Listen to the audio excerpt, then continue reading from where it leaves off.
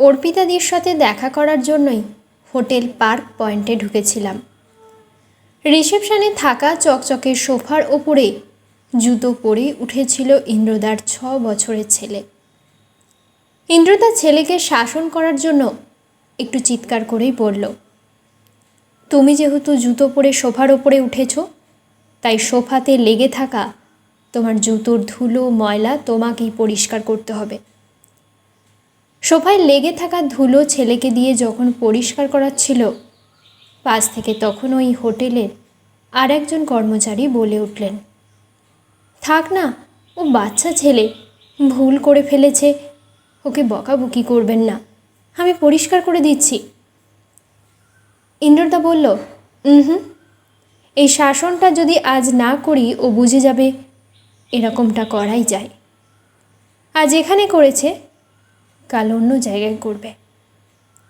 এখনও নরম মাটি আছে, তাই ওকে যেমন খুশি করে গড়া যাবে। সোফাটা ও নোংরা করেছে, তাই ওকেই মুছতে হবে। ওকে মুছতে না দেওয়াটা মানে আরও প্রশ্রয় দেয়া। আবদার মানতে হয় জানি, অন্যায় আবদার মেনে নেওয়াটা ঠিক নয়। দেখলাম ছেলের হাতে একটা রুমাল দিয়েই সোফাটা শেষমেশ পরিষ্কার করিয়েই তবে ছাড়ল। ইন্দ্রদার সাথে আমিও একমত। বাবা হিসেবে ছেলেকে সঠিক শিক্ষাটাই দিল। রিসেপশনে যখন এমন ঘটনা ঘটছিল, রিসেপশন থেকে বাইরে বেরিয়ে এলেন অর্পিতাদি। অর্পিতাদি রিসেপশনেই থাকেন। পুরো ঘটনাটা দেখার পর অর্পিতাদি যে কয়েকটি কথা বললেন, সে কথাগুলো মনের মধ্যে গেঁথে গেল। অর্পিতাদি বললেন, ছেলেকে অবশ্যই শাসন করুন, তবে চিৎকার করে নয়। আপনি যদি জোরে কথা বলেন, পরবর্তী দিনে আপনার ছেলে ঠিক এইভাবেই আপনার সাথে কথা বলবে। আপনি নরম সুরে কথা বললে ও কিন্তু নরম সুরেই কথা বলবে। জানেন, বাচ্চারা বড় অনুকরণ প্রিয়, যা দেখবে তাই শিখবে।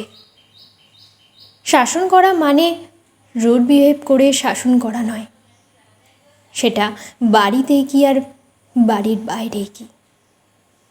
যতটা ভয় দেখিয়ে করাতে যাবেন পরবর্তী দিনে, ততটা কাজে দেবে না। ভালোবেসে ওকে বলুন, এমনকি বাচ্চার সামনেই আপনারা দুজন দুজনকেও ভালোবাসুন। যত বেশি দুজন দুজনকে ভালোবাসবেন, ভালোবাসা নামক অনুভূতিটা তত বেশি সঞ্চারিত হবে ওর মধ্যে। অর্পিতাদি কথাটা একদম ঠিক বললেন, কারণ আমিও যেই ধারণায় বিশ্বাসী। বেশিরভাগ বাড়িতেই দেখি স্বামী স্ত্রী ঝগড়া করে সন্তানের সামনে, আর নিজেদের মধ্যে ভালোবাসাটা দেখায় লুকিয়ে। সন্তান তখন বাবা মায়ের ওই ঝগড়াঝাঁটিটাই প্রত্যক্ষ করে বেশি। তার নরম মনে গভীরভাবে রেখাপাত করে যায় এই ঘটনা। কিন্তু বাবা মাকে কতটা ভালোবাসে আর মা বাবাকে কতটা ভালোবাসে, সেটা তার দৃষ্টির অগোচরেই থেকে যায়। দেখবেন, অল্প বয়স থেকে ছেলে মেয়েদের মধ্যে অবিশ্বাস, সন্দেহ, ঝগড়া, ভালোবাসাহীনতা প্রকট হয়ে উঠেছে। একটু কিছু সমস্যা হলেই যা ইচ্ছে তাই বলে যাচ্ছে।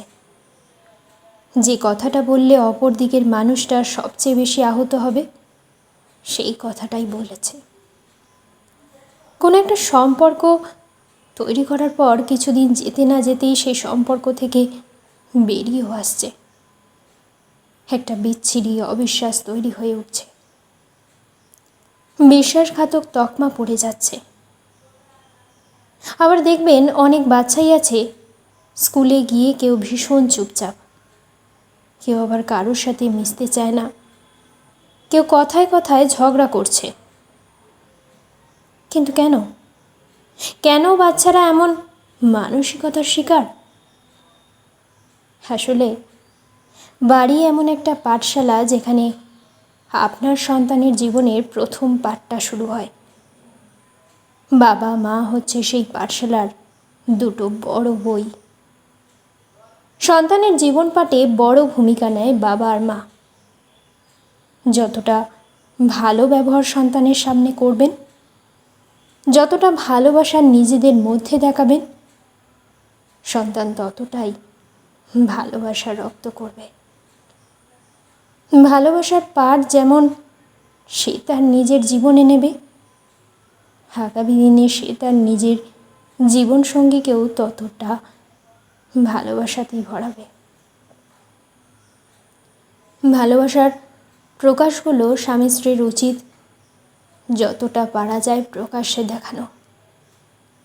সন্তান ভালোবাসার পাঠ শিখবে বাবা মাকে দেখে, সিরিয়াল বা সিনেমা দেখে নয়।